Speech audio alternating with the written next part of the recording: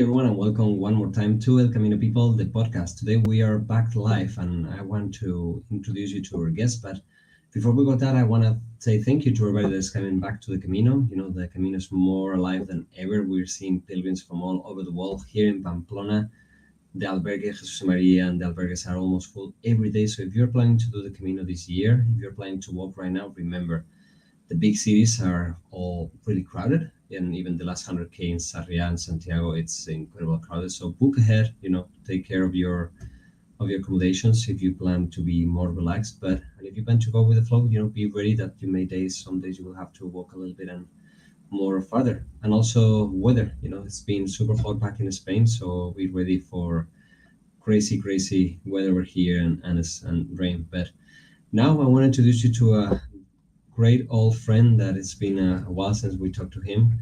And I want to introduce you to Mario. How are you doing? Hey, I'm good, thank you. So it's incredible. I was talking, we were talking before, like we interviewed you 2 years ago when you did the craziness of walking more than 3,000 kilometers from Santiago. Yeah, absolutely. 2 years ago. 2 years ago. So tell us a little bit about what happened that you decided a while ago that, oh yeah, I saw Camino, there's no way I'm gonna go be walking from my hometown. I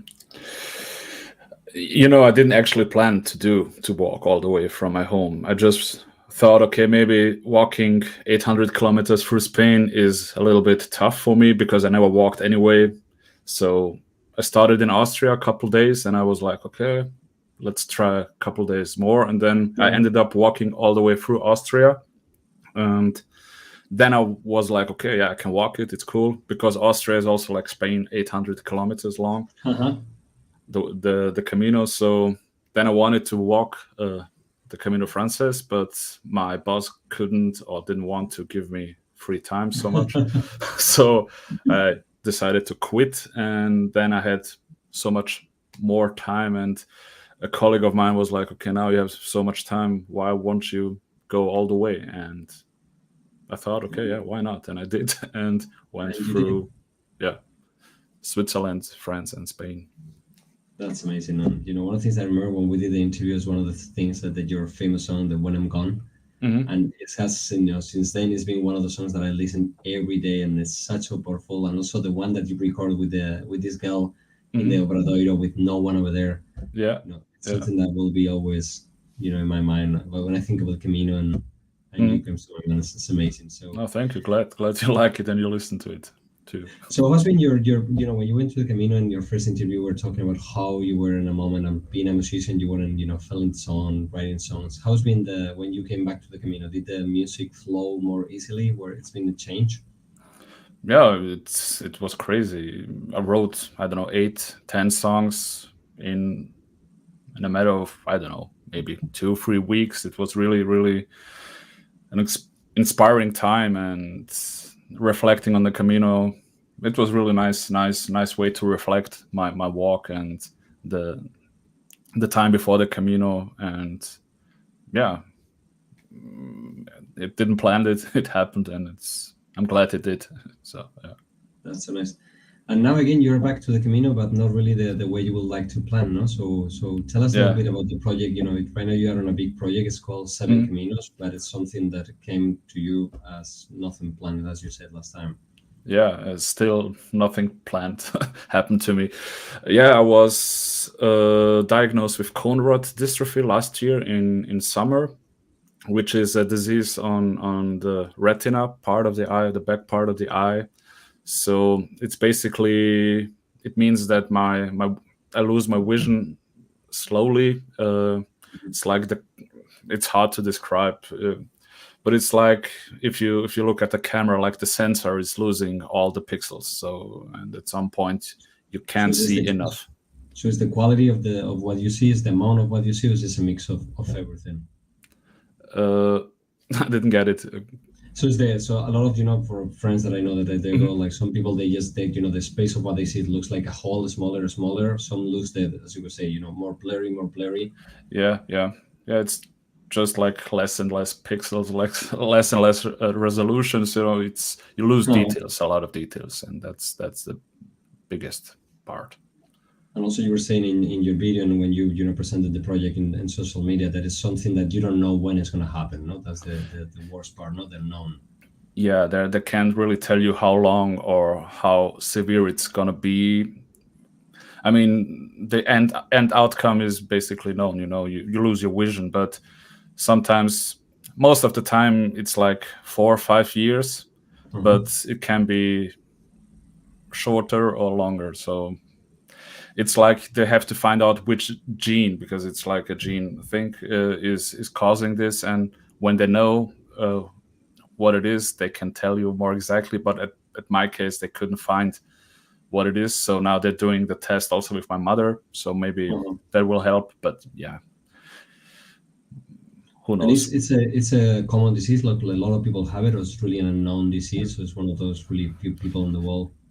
It's not so common, but it's common in families, especially at my family, because my grandfather was blind. That's basically why we struggle in my family with that. Mhm. So it's like you can give it to kids or grandkids. So Mhm.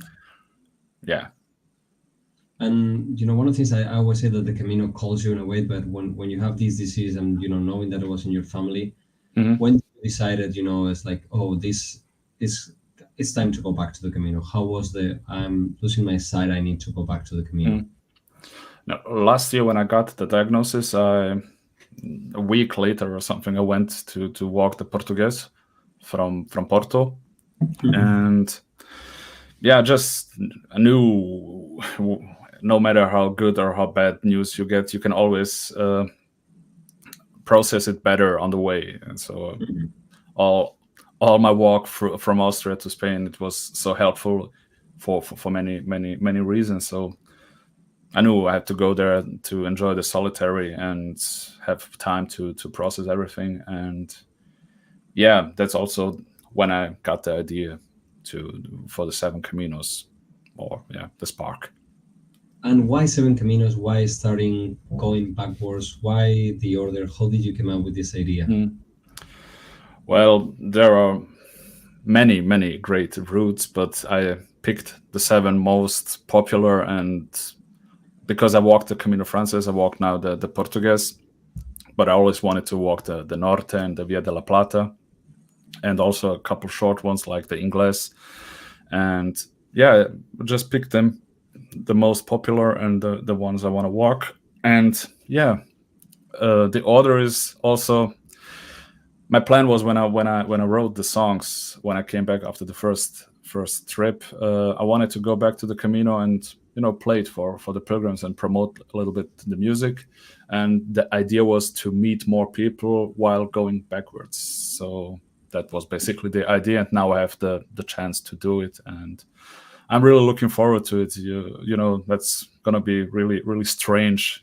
Every day walking in the wrong direction, and people are asking, why are you doing this? So yeah, will be And also fun. this time of the year with I'm like, you're gonna, as we were saying, you start in 2 weeks, you're gonna be already Mm, walking. I'm like, mm, you are gonna be in the highest peak of the Camino Frances, walking yeah. backwards, sharing your music, saying your story. Mm. But you're gonna And meet also probably a lot holy of, year, so yeah, and also a you're gonna lot be a the lot pilgrim. comes. Like a lot of people, they say when you walk the Camino, you meet a lot of people, but for you, it's gonna be a one night with Mm, every people that you met because they're gonna be going the other way and you will be going mm, the other way. So it's gonna be probably you're mm, gonna be the most well-known pilgrim in the whole Camino, unless you're gonna be the yeah. pilgrim that met many pilgrims. Like I would like to, if you keep account of how many people you Mm, stay with and chat, how many people are you gonna be? How many lives? We yeah. always say that there is people that change your life in the Camino, and Mm. with you, like, it's how many people can you change this with your music and with your story. Yeah, it's gonna be really fun thing to do. And yeah, I'm looking forward to it. And but I'm also going, the north, I will go on the right direction, because On the normal. yeah, because I think it's fun to do. And the 800 kilometers, the Camino France, is going to be really busy and stuff like that.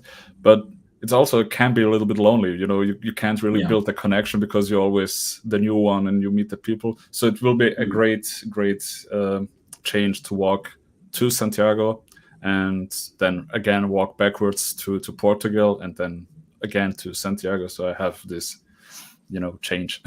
So tell us, how is the Camino? Your Camino doesn't start in San Jan or in Santiago. Where does it start? It started in Finisterre, so Finisterre?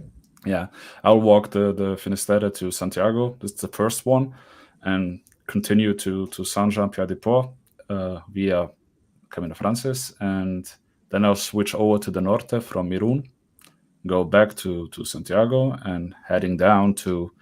This is a question mark because I have not unlimited time, so maybe I will go just to Porto, or maybe I will go all the way down to Lisbon. To Lisbon. So I will decide Coastal, spontaneously. inland, or still don't know? I walked the inland, so maybe I will walk the coast for a change, but yeah, I will also see how the situation, because the coastal is always really busy with tourists. So in summer, so I don't know. I will try. We'll see, no? To see what's better. And then yeah, you and then the Portuguese, and you go to Sevilla. So this is a big jump. So I'll try to catch a train or a bus and walk the Via de la Plata up to Santiago again. So yeah, that will be the 5th. The 6th is the Camino Inglés to Ferrol, and the last one is the oldest, the Camino Primitivo from Oviedo to Santiago. So a nice ending. A total of how many kilometers? Depending on the Camino Portugués, yeah, 3,800 or 3,400. So wow. So again, another 3,000 there. Yeah. That's amazing. And are you preparing in any way, or just again going to the Camino? And not really. I'm actually going against preparing. I got so much weight because I'm so lazy to work out, because I know I will walk so much and I will lose again a lot of weight. So I'm not really preparing much, and I also leaving my job, and it's a lot of work to do, and I also play a lot since COVID was it stopped being a big thing. So a lot of playing, a lot of working and planning for this trip. So not much really time to prepare physically. So, but yeah. So are any of your family and friends join you and walk with you for a bit, or it's going to be mostly you and whatever wants to join around? I will meet a lot of.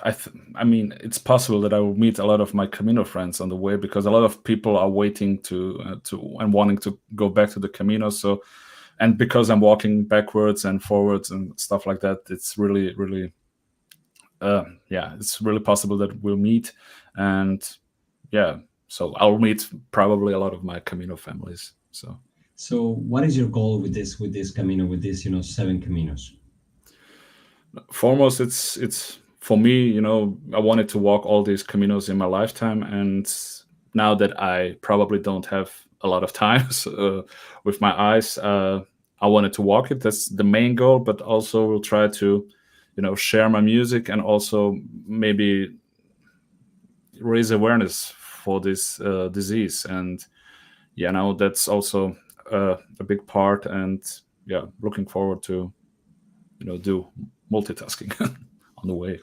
As you were saying, I think that you will always be able to walk the Caminos in a different way. And think, we were saying a lot of people with different disabilities walk the Camino nowadays, but it's true that, we mostly see the people with wheelchairs, or the people with, we haven't seen many people, blind people or people with, other kind of disabilities. But as the Camino keeps going, I'm seeing people with all different kind of things. And I think that Camino has something incredible to offer. And, even you just giving light to the option of many people to go there, I think it's amazing. And so, will be great to follow your journey. Are you going to be documenting? Are you going to be posting? Are you going to be doing anything special along the way, or just your normal? Yeah. I will record it and document it. And I was also, when I was walking the first Camino, I was also recording a lot, and I wanted to make a movie or something like that, but it didn't happen because I didn't really have a story. Now maybe I have a story. I'm not sure. So I will see how things will involve. But yeah, I will definitely record it, but meanwhile I will also post daily updates, maybe daily or not daily, weekly, daily, on Instagram. So yeah, to let people know how things are going, to let my So family what can, know. all the pilgrims that are listening now to us, what can they do to help you in your Camino and, to create awareness, or what can they, how they can, join you, walk with you? What can we do for you? I mean, I have also on my website I put links to different organizations which help to fight blindness. So if people wanna donate a little bit of money and help in a small way or a big way, you can go to the website and donate a little bit of money, and also share share it with friends and family. So yeah, we can maybe do a little bit of good. So I'm sure, and this is one of the great things I think, nowadays more people come to the Camino trying to give awareness to a lot of things that are going on in the world. And we've seen people working and with different diseases, and people even raising, funds for different things. So I think it's a great way. And also showing people that the Camino is open for everyone. And even, the worst times, you can go there to find your place, and who knows what will happen. The Camino always provides, so I'm sure it will provide for you too. Absolutely, yeah. So when is the big day? When are you going to be in Finisterre, so we can tell everyone when to be waiting over there? I'll be there the next Monday, not this one, the 13th. So the 13th you will be in Finisterre. So 9-10 days. Yeah. Okay. So are you going to Santiago, staying there for a day or something, or? I'll arrive on Sunday in Santiago, next Sunday, 12th? and the 12th, and then I'll take a bus to Finisterre, and then I'll start on Monday from the zero stone. We will tell everyone to be waiting in Finisterre for you, and to Awesome. create the 7 Caminos. And I'll be early, so if you want to meet me, it's gonna be you have to be at like 6. So, and that's the big question, in your case, how many Compostelas or what kind of certificate? Is there any kind of certificate that you're going to get in San Jan to do the Camino backwards? Is something there or nothing? I mean, I don't really need any more Compostelas, but I will definitely try to get a couple of them, So yeah, but it's interesting, I never thought about, people that do the Camino backwards and finish in San Jan. If there's any kind of certificate, I'm like, yeah, you are one of the, 25. If the probably people that do it backwards, they don't even care a certificate or, or credential or whatever. But it's gonna be funny if I come to the pilgrim office and I give this passport walking, just for one Compostela walking. I just please do it. I'm like, what would be cool, because you're gonna be looping. You get your credential in Finisterre, you do the whole turnaround and see what they give you in Santiago when you are back in Santiago.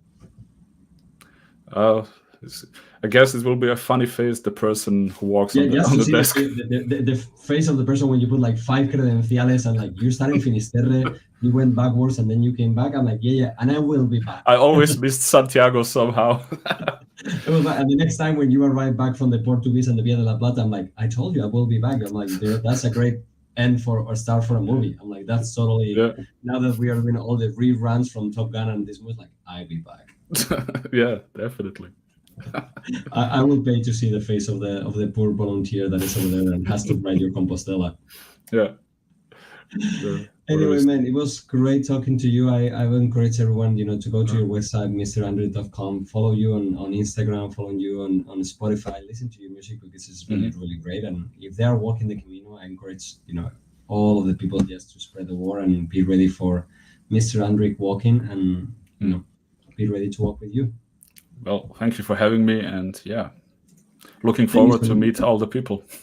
And I'm for sure, I'm for sure, will be, once you come over here to Pamplona, Navarra, if I'm able, I would love to walk a couple of days. I only did once the Camino backwards, and it was truly a weird experience. I did from Puente la Reina to Pamplona, and it was strange. People look at you in that weird way, and you're the white, and it's like, why are you going the other way? No, it's the other way. Like, no, I know. Did you forget something or what? I'm like, and then I tell her, I'm going home. Why are you going home? I'm like, yeah, I've already walked Aragonés. I'm going home. I'm done. This is my end of my Camino. Awesome. Anyway, my dear friend, I hope that everything is well, that you have plenty of time to walk the Caminos, and I'm sure, there will be more than these 7 Caminos for sure. Yeah, So thank you. as we always say, buen camino, ultraya. Buen camino.